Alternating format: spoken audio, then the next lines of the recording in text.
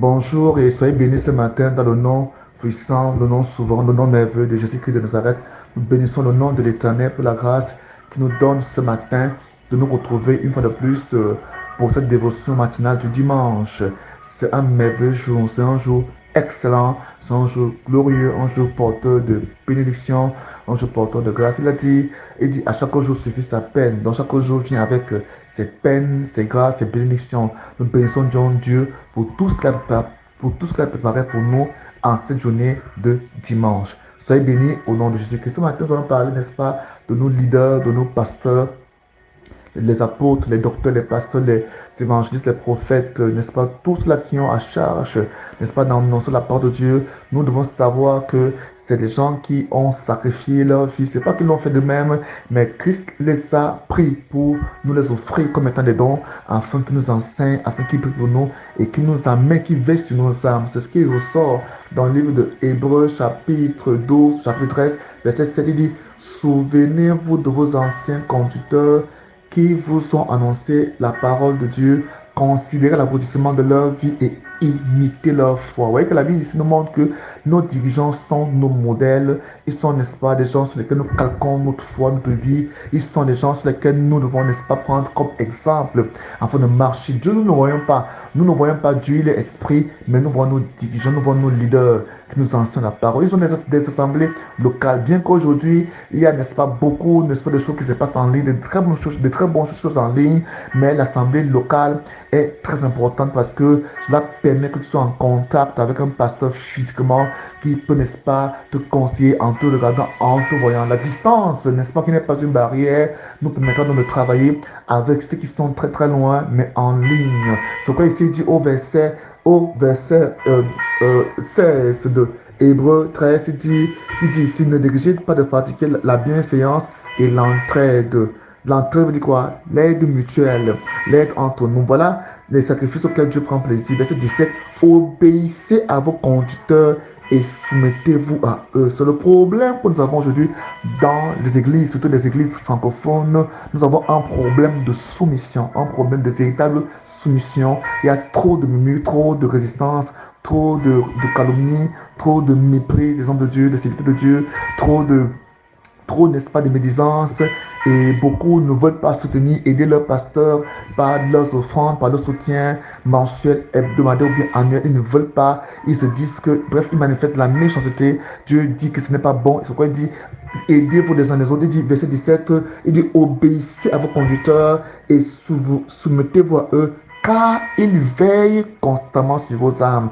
Car ils veillent constamment sur vos âmes. Que veut dire veiller? Veiller, c'est garder. Veiller, c'est surveiller.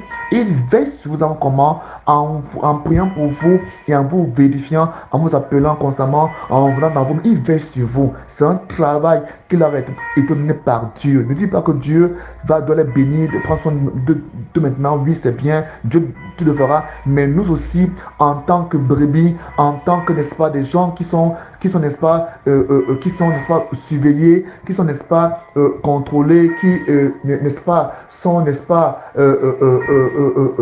qui marchent selon les conseils, n'est-ce pas, de leur leader. Nous devons apprendre à nous soumettre à eux de manière volontaire, pas comme si on nous obligeait. Ce que la parole de Dieu déclare, il dit ici que nous devons donc, n'est-ce pas, nous soumettre à eux parce qu'ils veillent constamment sur vous en sachant qu'ils devront un jour rendre compte à Dieu de leur service.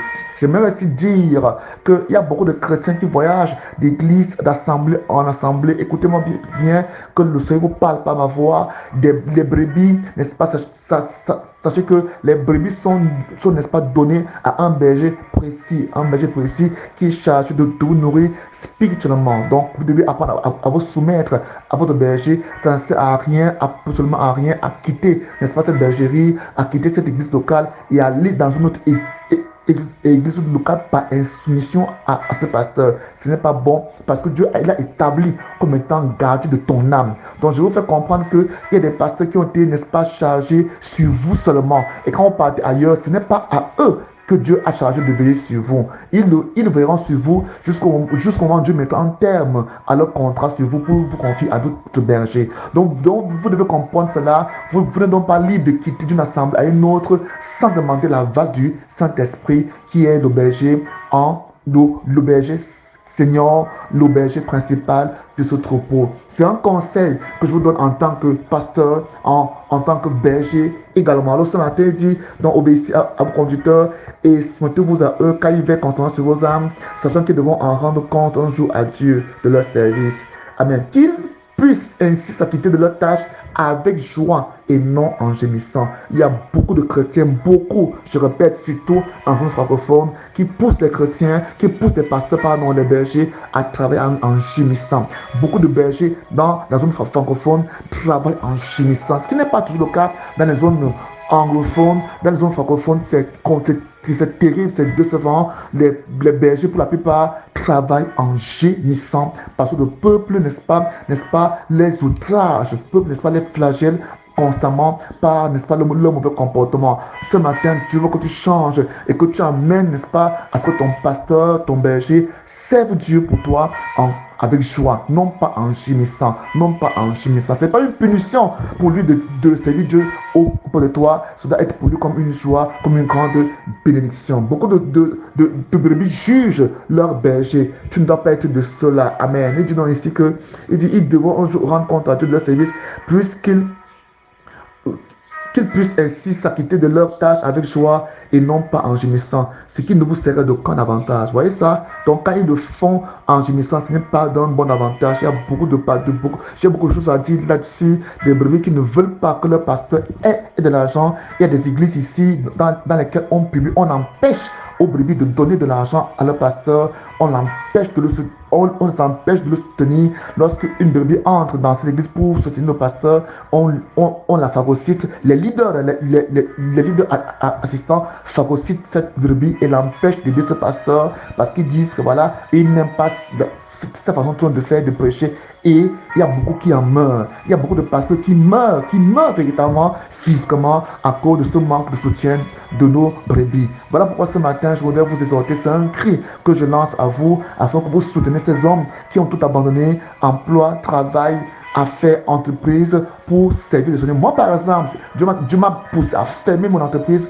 pour le servir de manière profonde et véritable, parce que le temps manquait de prendre soin en même temps de l'entreprise et du ministère en ligne. Des hommes pareils, il y en a plusieurs ici qui ont même fait plus que moi, qui sont sacrifiés, qui ont même sacrifié leur vie familiale pour l'œuvre de Dieu. Vous devez les soutenir par vos prières. Paul le dit ici, il dit ici que continue à prier pour nous, verset 18, continue à prier pour nous. Même si tu n'as rien à leur donner, priez pour eux, car nous sommes convaincus d'avoir une bonne conscience, puisque nous sommes résolus à bien nous conduire en toute occasion. Verset 19 il dit, je vous demande particulièrement de prier que Dieu me donne, me permet de retourner au plus vite auprès de vous. Vous voyez que l'apôtre Paul ici demande à plusieurs fois à ses frères de prier pour lui. Les frères qui ne prient jamais pour les leaders, nous avons besoin de vos prières. Je me rappelle ici, en ce moment, j'ai fait plusieurs semaines sans faire des vols, parce qu'à chaque fois que je me plaçais pour faire des vols, je subissais des fortes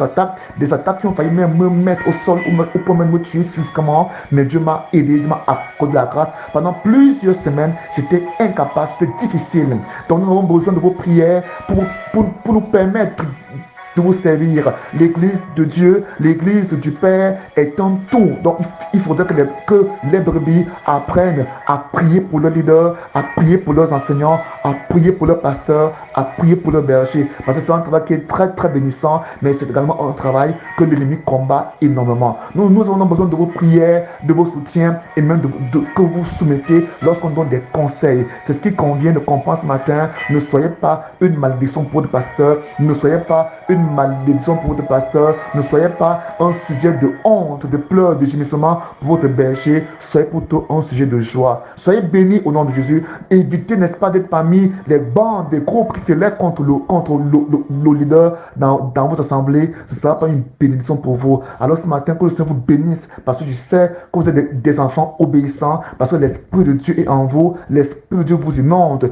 et que vos cœurs ont été régénérés. Donc ce matin, ce dimanche, va au culte, va à l'église et écoute la parole, honore l'homme de Dieu, bénis-le comme tu seras béni. Sois béni ce matin au nom de Jésus-Christ de Nazareth.